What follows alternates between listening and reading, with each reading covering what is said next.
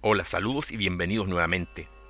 Desde que las historias y relatos sobre continentes o civilizaciones desaparecidas comenzaron a masificarse en las últimas décadas, la confusión y la desinformación sobre estos temas parece aumentar con el tiempo. Sin contar que estos mitos modernos llevan ya enredándose unos con otros hace ya más de 100 años. Hoy por hoy, las redes de Internet parecen haber facilitado aún más el caos que la claridad sobre estos temas. En especial, nos referimos a los relatos de civilizaciones desaparecidas como son la Atlántida, Lemuria y Mu. En esta ocasión, nos referiremos en especial solo a Lemuria y a Mu para explicar que aunque muchos saludan que son un mismo lugar o una misma supuesta civilización perdida, la realidad es que no son lo mismo. Esto suele ser un error muy común acerca de Lemuria y Mu, que ya acarrea, como dijimos, muchísimo tiempo, aludir que se trataría de una misma cosa. Esta confusión también ha empeorado las cosas, haciendo que las posibles evidencias de estas culturas desaparecidas o regiones geológicas hundidas bajo las aguas sean imprecisas o se presten para el sarcasmo y la burla al no tener sus defensores, entre tanto caos, ninguna idea más menos clara a la que poder aferrarse. A continuación, explicaremos cuáles son las diferencias entre Lemuria y Mu. Lemuria. El nombre de Lemuria no proviene de algún lenguaje perdido en el tiempo, más bien fue el nombre que le dieron científicos y geólogos franceses a mediados del siglo XIX a una región hipotética estudiada por ellos entre la India y la isla de Madagascar. Entre ellos el geólogo Phyllis Sclater parece ser quien usó esta palabra para sostener la hipótesis de un camino de islas o un vasto territorio que podía unir al sur de la India con Madagascar, y así explicar el porqué de la existencia de animales del tipo prosimios, como lo son los lémures, que habitaban en ambas regiones tan distantes unas de otras. El nombre lémur fue dado por el naturalista y zoólogo Carlos Linneo en el siglo XVIII a este peculiar animal de las islas de Madagascar, aludiendo al término lémur que significa fantasma. Los fantasmas en las leyendas de la antigua Roma llevaban el nombre de lémur. Se cree que Linneo bautizó con este nombre en honor a la conducta de dicho animal, ya que suele ser de hábitos nocturnos y también por lanzar estridentes aullidos durante la noche. También a la impresión que causan sus enormes y grandes ojos durante la noche, un rasgo peculiar entre otros parientes de estos prosimios o ancestros de los simios, como lo son el loris y el aye-aye. Pero la hipótesis de una supuesta Lemuria se vino abajo al avanzar las técnicas de sondeos y barridos por sonares y otros métodos especializados para comprender cómo se desplazaban las placas tectónicas en nuestro mundo. Aquella vasta porción de tierra que supuestamente unía ambas regiones quedó descartada. La nueva teoría de tectónica de placas y la deriva continental había llegado. Los continentes estuvieron todos unidos y luego, en su separación, dejaron especies primigenias aisladas, como el caso de los elefantes en la India y en África, y la gran familia de los ratites, como lo son ñandús, emúes y avestruces. Pero fueron estos mismos métodos que explicaron la separación de los continentes que ampliaron aún más el enigma de los lémures en Madagascar,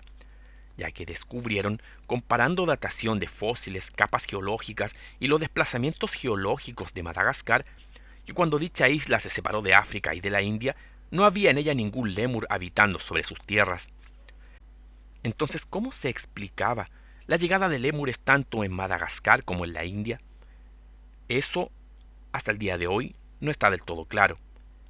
Las hipótesis científicas más osadas aluden a que los lémures llegaron de África flotando en troncos y balsas vegetales tras algún aluvión hasta la costa sur de Madagascar, lo que resulta un planteamiento difícil de sostener por las violentas corrientes del canal de Zimbabue. Menos sostenible aún para estirar la misma hipótesis y decir que los lémures pudieron llegar también hasta la India de la misma forma. Otros aluden a que hace millones de años, en la etapa llamada Cretácico inferior, la separación del supercontinente llamado Pangea aisló varias especies de mamíferos, entre ellos ancestros de los lémures, que luego evolucionaron a una morfología similar, pero en condiciones aisladas. Aún así resulta una hipótesis difícil de tragar, al no haber suficiente evidencia fósiles en capas más profundas, un misterio que encierra muchos enigmas que quizá nos podrían llevar a la mítica Lemuria nuevamente, misterios los cuales intentaremos dilucidar más adelante. Mauritia. Hace menos de una década, estudios de la Universidad de Oslo descubrieron en el Océano Índico cerca de Madagascar un territorio hundido junto a un conjunto de variadas islas en la región. La zona ya sumergida estaba cubierta por capas de lava, lo cual no había podido ser detectada. Este pequeño continente entonces fue bautizado como Mauritia, por encontrarse sumergido cerca de las Islas Mauricio, en el conjunto de islas llamadas Islas de la Reunión, cerca de Madagascar. Se dice que Mauritia se sostuvo a flote hace unos 65 millones de años mientras duraba la separación entre los continentes de África y la India. Se puede deducir que a no ser por las fechas tan lejanas, bien pudo ser el famoso puente de tierra que juntó ambas regiones que podrían haber tenido en común a los llamados lémures. Kumarikadam. Los pueblos más antiguos de la India llamados dravídicos nos hablan de un lugar que existía en el Océano Índico llamado Kumarikadam, del cual descienden sus antepasados, que luego al hundirse, sus sobrevivientes migraron a las costas de la India, ubicándose en la región sur o meridional de dicha región. Según cuentan las leyendas de los tamiles, una de las tribus más antiguas de los dravidianos, esta civilización se hundió en el mar hace más de 20.000 años y tenía el nombre de Kumarikadam, que significa lo que fácil muere, o muerte fácil y repentina, en honor a lo que según sus tradiciones ocurrió con dicho continente que desapareció rápidamente tras un gran cataclismo. Se dice que algunos templos perdidos, según las leyendas de los pueblos de las costas de la India, como lo son algunos de los templos aún no hallados de Mahabalipuram, aparecieron tras el tsunami de 2004, dejando a la vista toda clase de estructuras y recintos de piedra que dan cuenta que aún el Océano Índico contiene grandes misterios en esas regiones. ¿Acaso es posible que Kumarikadam sea realmente la mítica Lemuria? Lemuria en el esoterismo.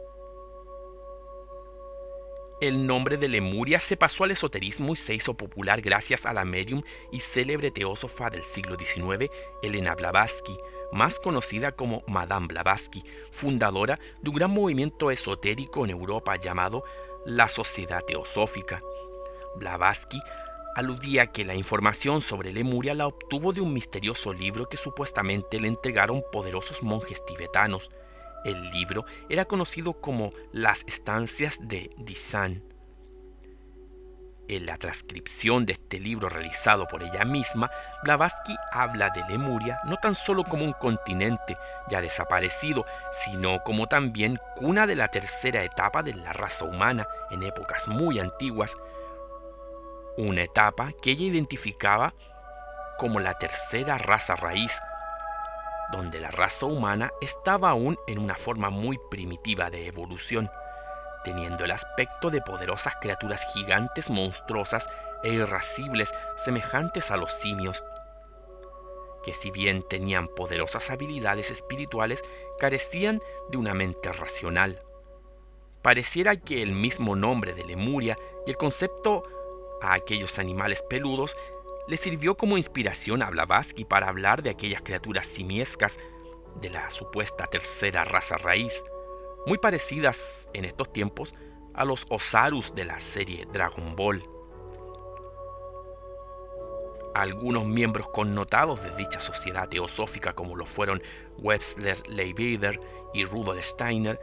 también intentaron enriquecer el concepto de Lemuria, aludiendo, el primero de ellos, que tras una canalización de los seres superiores, estos le habían revelado el territorio original de la llamada Lemuria, que como vemos, según esta ilustración basada en dicha visión clarividente, Lemuria era muchísimo más grande que la mítica Kumarikadam de los dravídicos, abarcando casi toda la región sur oceánica del planeta Tierra. Steiner, por su parte, de manera un poco más elegante y novelesca, pero aún así sin buscar desapegarse de su maestra, habla de Lemuria también como una tercera raza raíz o una tercera etapa en la evolución humana, situado más o menos en las mismas coordenadas dadas por la clarividencia de Leibniz, dando una fecha de más de 30 millones de años para situarla en la cronología del planeta Tierra.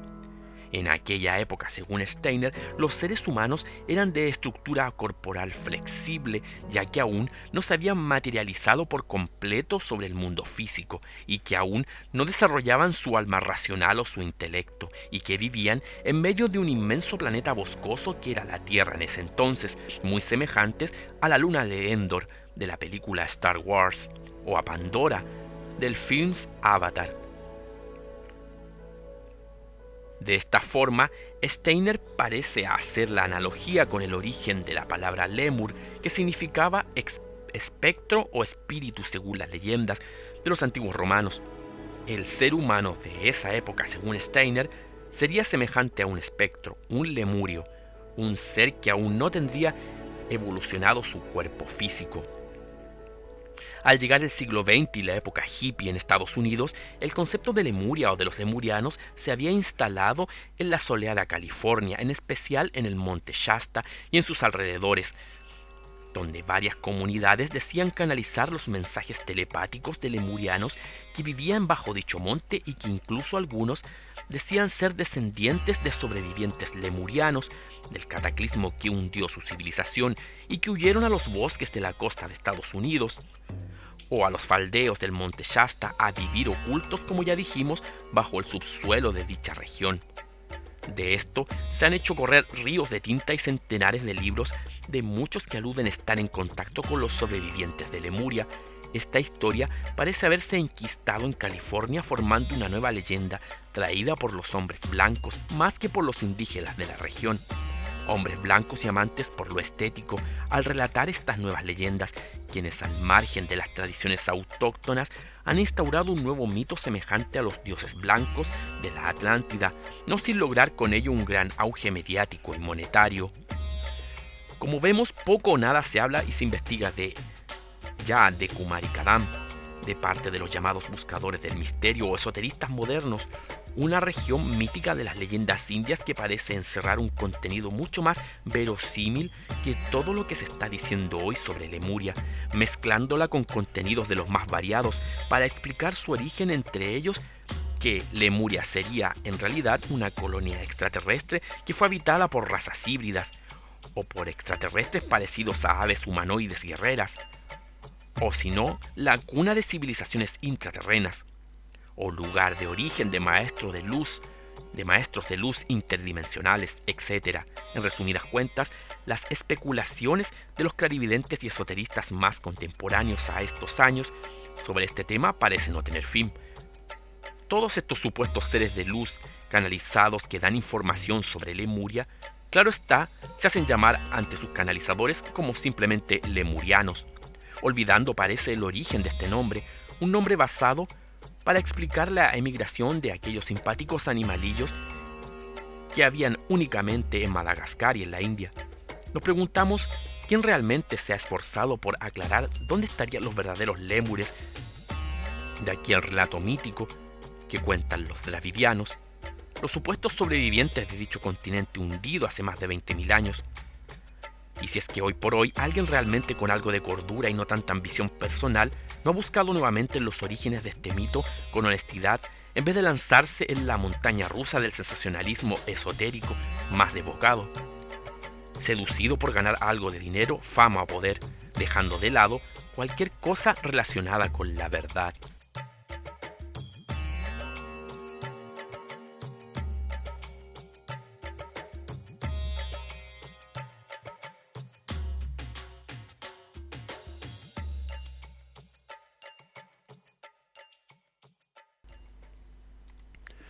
Mu.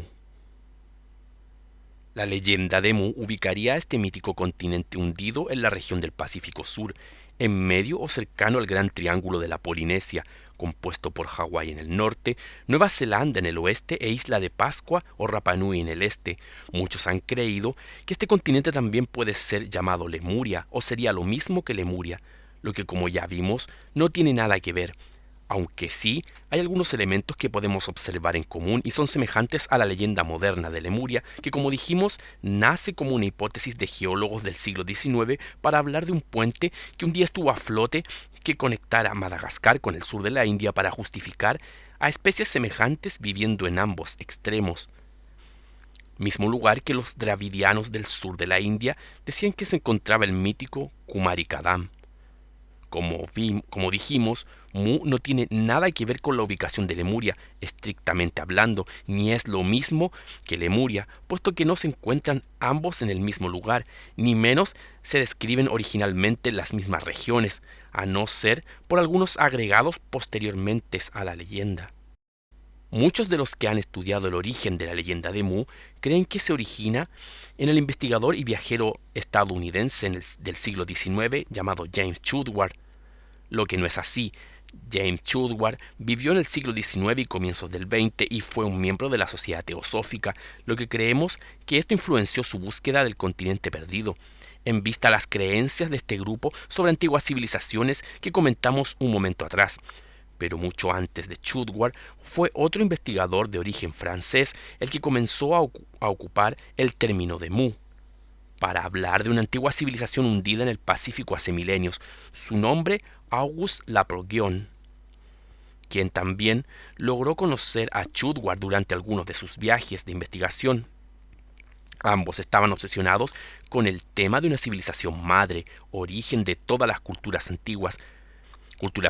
que por aquellas épocas recién estaban siendo descubiertas por la arqueología. Hacemos una mención especial a Laplogion, quien fue un anticuario de objetos misteriosos y también un arqueólogo aficionado,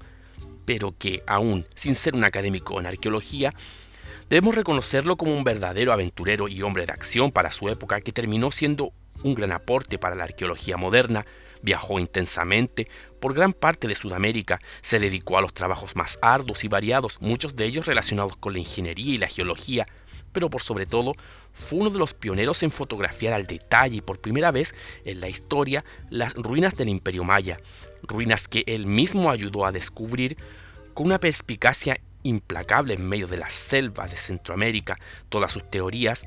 hayan sido erradas o no, fueron hechas en el lugar de los hechos, en arduas excavaciones y abriéndose paso junto a su fiel esposa por la tupida selva hondureña que le reveló las maravillas del perdido mundo maya. A pesar de esto, Laplogion insistió toda su vida que la cuna de la civilización estaba en el pueblo maya y que a través de la Atlántida dicha cultura se extendió a Egipto y luego a Mesopotamia y Medio Oriente, lugar conocido como el Creciente Fértil, por tener esta extensión en Medio Oriente y el Mediterráneo la forma de una luna creciente, donde reverdecieron las primeras culturas. A pesar de que las fechas y multitud de pruebas apuntaban a que los mayas no eran ni pudieron ser el origen de la civilización, Laplogion resistió hasta el final de sus días escribiendo libros y publicando artículos que sostenían su postura. Recordemos también que él fue uno de los primeros mayistas, o mejor dicho, partidarios de señalar a la cultura maya como centro de la espiritualidad, de la cultura humana en sí, y portadora de un legado esotérico para la humanidad. El mayismo alcanzó su máximo pic en 2012, cuando el calendario maya llegó a su fin, generando cientos de movimientos por todo el mundo y centenares de libros dedicados a señalar a los mayas como portadores de la espiritualidad para el mundo de hoy. Cosa que si lo vemos de manera crítica resulta algo forzado, ya que si somos sensatos notaremos que todas las culturas originarias del mundo tienen preciosos tesoros de sabiduría y espiritualidad que dar a conocer al mundo de hoy. Cosas simplemente de saber buscar con una mente abierta. Fue en este ambiente de esoterismo maya donde, estudiando un códice clasificado con el nombre de Códice Trocortesiano, Laplogion dijo descubrir el nombre de aquel mundo perdido llamado Mu. origen de todas las culturas mesoaméricas, egipcias, caldeas, según esta teoría. El Códice Trocortesiano era un libro escrito por los mayas, datado por el año 1400 de nuestra era, que contenía claves ceremoniales y adivinatorias de los sacerdotes mayas en torno al ciclo ceremonial llamado Solskin de 260 días. Este códice había recibido este nombre por haber sido encontrado en Extremadura, en España, tierra de Hernán Cortés, conquistador del Imperio Azteca. Extremadura fue el lugar donde fue llevado este códice por los descendientes de los conquistadores supuestamente emparentados con Cortés. Dicho códice había sido descubierto y traducido por un contemporáneo a Le Plongeon, el erudito sacerdote y pionero en el estudio de la arqueología de Centroamérica, el padre Charles Etienne Brazé. A pesar del revuelo de estas traducciones utilizadas por Le Plongeon, este repitió el mismo error de traducción que el padre Brazé, quien no comprendió que la escritura maya se expresaba curiosamente en ideogramas, al igual que lo son las escrituras de China, Japón y Egipto, que cada glifo o signo era en sí un concepto, una idea y una palabra completa, y que no había forma de hacer un alfabeto solo con los sonidos de los glifos para ordenarlos de la A a la Z como nuestro abecedario, ya que, por ejemplo, la vocal A significaría para los mayas el glifo Aak, que significa tortuga, luego la B, que sería expresado con el glifo BE, que significa camino. Ambos no se pueden usar como letras una al lado de otra para formar palabras, sino como ideas o palabras completas por sí mismas. Pero no teniendo esto en cuenta, sucedió que se usó un glifo que se pronunciaba con la letra M y fue unido con otro que se pronunciaba con la letra U, creyendo que si se unían ambos glifos pasaría lo mismo que si se unían dos letras como lo hacemos nosotros con nuestra escritura, creyendo que aquel mundo que se hundió tras el cataclismo se llamaba Mu, algo que, como dijimos, no resulta de esta forma, pues el alfabeto maya no son caracteres como los nuestros, sino glifos o símbolos basados en conceptos precisos. Un dato curioso es que sí existe un glifo que se pronuncia como Mu, y este representa a un reptil, en especial a una iguana. Según cuenta la versión del código Dresde, la diosa roja ayuda a destruir a la segunda raza humana sobre la tierra llamada hombres de madera, ayudando al dios huracán a hacer caer la lluvia y acabar con ellos. Nuevamente, confirmando en este relato precolombino el diluvio universal del cual hablan todos los pueblos del mundo. Este glifo, que suena como Mu, simboliza a la iguana, algo que, como vemos, no deja de ser interesante, más allá si aquel supuesto mundo perdido se llame Mu o no. Estos elementos ya citados no dejan de ser interesantes y sumamente seductores para elaborar muchísimas hipótesis. Entonces Le Plongeon creyó que en aquel glifo se leía el nombre de Mu como un nombre literal que aludía a una cultura antigua sumergida en el Pacífico de la que provenían todas las culturas antiguas de la humanidad. Pero como dijimos, a pesar de sus duros intentos por sostener esta tesis, las nuevas mediciones y estudios arqueológicos detallados demostraron que las fechas que él arrojaba y su línea histórica no coincidían con la realidad. Aún así, no deja de ser curioso cómo todas estas culturas mencionadas, Egipto, China y Japón, a diferencia de las culturas indoeuropeas y de Medio Oriente, tenían una forma de lenguaje en común, el jeroglifo, el del ideograma o glifo pictórico.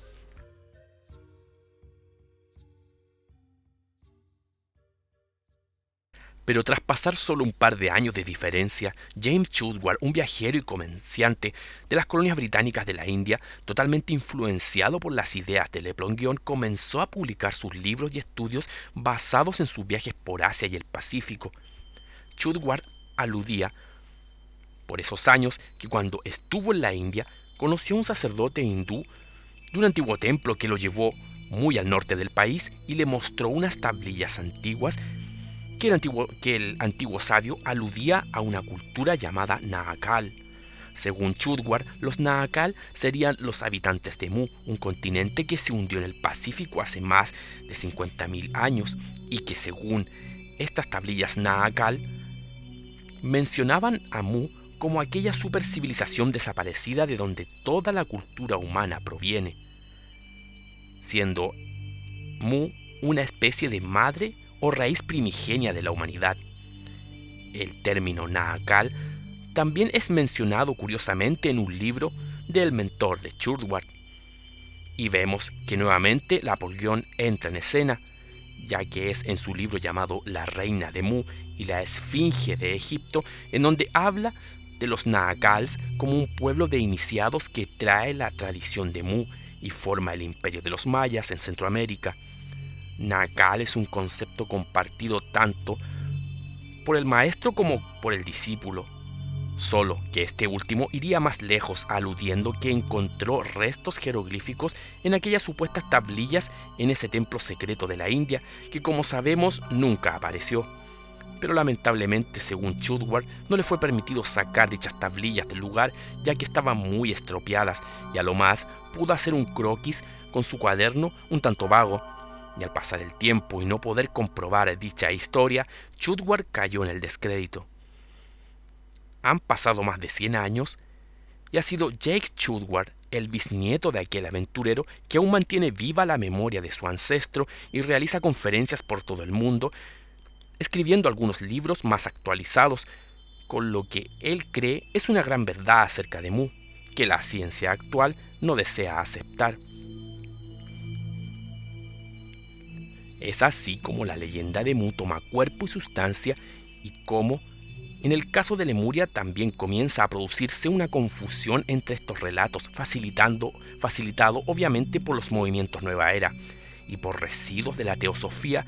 que también deseó acaparar ambos relatos como si fuesen uno solo, sin contar que también entrado el siglo XX, poco distinguirían ya, tras tanto relato superpuesto y opiniones personales de investigadores poco informados, qué era realmente Lemuria y qué era Mu. De todas formas, y a pesar que tanto la Apollyon y su discípulo Chudwar hayan quedado en el ridículo y puestos en el banquillo de las pseudociencias por sus historias sobre Mu, no todo quedó en el olvido ni en lo anecdótico sobre esta leyenda, ya que entrados los años 80, investigadores como David Hatcher Childress en su libro Las ciudades perdidas de Lemuria intentan retomar la idea de Mu, o a veces confundido con Lemuria, haciendo nuevos viajes de investigación y presentando nuevas hipótesis y vestigios sumamente interesantes sobre centenares de ruinas ocultas por toda la región del Asia-Pacífico, que son hasta hoy poco conocidas y despiertan gran perplejidad. Lugares de poder aún ocultos, de los cuales este canal ha realizado varios videos investigativos, de los cuales ya hemos mencionado anteriormente. Childress basa su trabajo en eruditos como John Macmillan Brown, profesor de literatura y filología de Nueva Zelanda, que hace ya casi un siglo atrás dio el puntapié inicial de manera mucho más seria y elaborada, intentando probar la posibilidad de una cultura madre ya desaparecida por todo el Pacífico, sosteniéndose en elementos sumamente interesantes y enigmáticos como lo son el misterio del origen del lenguaje maorí como lengua común aún en toda la Polinesia, entre otros tantos enigmas de la arqueología presentados en su libro llamado Enigmas del Pacífico, un libro muy poco conocido y escaso de hallar que plasma los trabajos de este profesor erudito de la Universidad de Cambridge, un trabajo sumamente detallado y recomendable. Hablando de lenguajes antiguos y enigmáticos, también sumamos a la pasada las extrañas coincidencias en signos y jeroglifos hallados en las milenarias ciudades de la India, como lo son Mohenjo-Daro y Harappa, de más de 6.000 años de antigüedad, que coinciden extrañamente con muchos de los signos maorís y de las misteriosas e indescifrables tablillas Rapa Nui llamadas Rongorongo, entre otros interesantes hallazgos, los cuales también hemos presentado en un video llamado Las ruinas perdidas de Mu, donde damos a conocer todas estas interesantes coincidencias y aquellas zonas de poder y ruinas impresionantes que aún yacen ocultas o son muy poco conocidas por el resto del mundo. Google Earth nos ha permitido en muchas ocasiones observar interesantes formas en las placas suboceánicas del Pacífico, en especial sobre la región donde supuestamente se hallaba Mu, y curiosamente es en este sector donde podemos notar una imponente quebrazón de las placas suboceánicas, como si algo se hubiera estrellado ahí. Quizás haya sido un meteoro cuyo cráter se ha llenado ya al pasar los milenios con sedimentos del mar, y si quizás esto pueda ser un indicio de un impacto real, ¿fue este impacto el que, según muchos investigadores, produjo la inclinación de la Tierra, o el cambio de los polos, o el drástico cambio del planeta, del que hablan mitos y leyendas por todo el mundo? ¿O es quizá esta supuesta quebrazón un hundimiento repentino por un ahuecamiento del subsuelo oceánico o de capas aún más profundas de la Tierra? De todas formas, esta trizadura colosal resulta muy interesante a la vista, pero como no tenemos más antecedentes ni parece haber más estudios a fondo sobre esta curiosa forma, dejamos esta apreciación hasta aquí. Mencionamos también otras hipótesis que nos cuentan que esta región sería la zona más elevada del Pacífico, que está mirando hacia Australia, y sería posiblemente la región que un día albergó a la mítica Mu, en donde ahora yace la gran barrera de coral que abarca miles de kilómetros cuadrados. ¿Por qué esta zona es justamente mucho más elevada que todo el resto del Pacífico? Dejamos claro que solo presentamos estas interesantes apreciaciones como puntos de vista de los cuales no queremos afirmar como una verdad definitiva, sino como indicios interesantes que llaman mucho la atención. Sobre la leyenda de Mu, queremos compartir de parte de nuestro canal el extenso reportaje llamado El Mapa Perdido de Mu, donde, basándonos en estudios de arqueólogos y antropólogos independientes, hemos podido tomar dicha hipótesis para hablar de una región perdida en el Pacífico que quizá hace miles de años estuvo a flote y que hoy solo quedan escasos vestigios, y que se afirma que podrían ser parte de la mítica Hiva, o tierra de la cual emigraron los Rapa Nui, una hipótesis que calzaría perfectamente con la idea de una cultura en el Pacífico perdida y dispersada tras grandes cambios en la geografía de la Polinesia.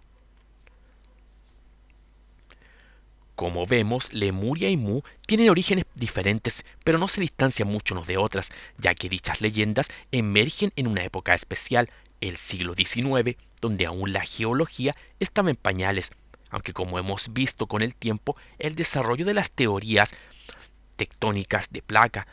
y el conocimiento geológico sobre nuestro mundo ha traído también mucho más enigmas que antes. Existen aún muchísimos misterios en nuestro mundo que están esperando ser descubiertos, aunque algunos de estos misterios ya han quedado borrados por el paso del tiempo, quizá para siempre. Un aspecto que resulta interesante de destacar es la perspicacia, el sacrificio, la voluntad firme y la osadía de los antiguos investigadores independientes de aquellas épocas, como lo fueron Laproguion y Chudward, que fueron totalmente incomprendidos por la ciencia de su época, relegándolos al sótano de las pseudociencias, visionarios de mundos imposibles que sacrificaron tiempo y mucho esfuerzo por perseguir sus sueños. Es cierto que las comparaciones son en lo sumo odiosas, pero haciendo un paréntesis personal, uno podría pensar cuál ha sido lo que ha perdurado de esa capacidad de esfuerzo y osadía en muchos de los investigadores del misterio de nuestra época, que más que nada se han dedicado solo a investigar desde el copiar y pegar y otros videos sensacionalistas, viviendo del refrito constante y siendo incapaces quizá de buscar por ellos mismos aquellos misterios sin copiarles a otros o haciendo el mínimo esfuerzo, sacando y entresacando conclusiones trilladas o livianas mil veces vistas sobre todos estos temas, generando conclusiones que realmente no llegan a ninguna parte y dejan el típico suspenso comercial para que la gente siga interesada en ellos, rogando por más información, que al final solo es más humo y contenidos repetitivos a más no poder. Aclaro que solo me queda decir que espero que esta información pueda servir como una pequeña luz que arroje algo de claridad sobre estos grandes enigmas de la humanidad y que quede a criterio del espectador el poder discernir y filtrar contenido según su criterio y sobre todo según sea su intuición y voz interior. Nuestra intención es nuevamente generar nuevos caminos y saberes en paralelo por donde transitar con el fin de arrojar otras miradas y puntos de vista sobre los grandes enigmas de nuestro mundo. Si algo hemos aclarado con esta información, entonces podemos darnos por satisfechos. Gracias nuevamente por estar en este canal y nos vemos pronto. Me interesa tu opinión sobre este video y si deseas que mencionemos otros temas, házmelo saber en la descripción del video. En Paragnosis cada vez somos más y por eso agradecemos la sintonía y el deseo de compartir con nosotros los grandes misterios y enigmas que rodean a la humanidad. Si te gustó el video, suscríbete y comparte, dale like y presiona la campanilla y así podrás saber en qué momento estamos subiendo nuevo material a nuestro canal. Un fuerte abrazo y hasta el próximo video.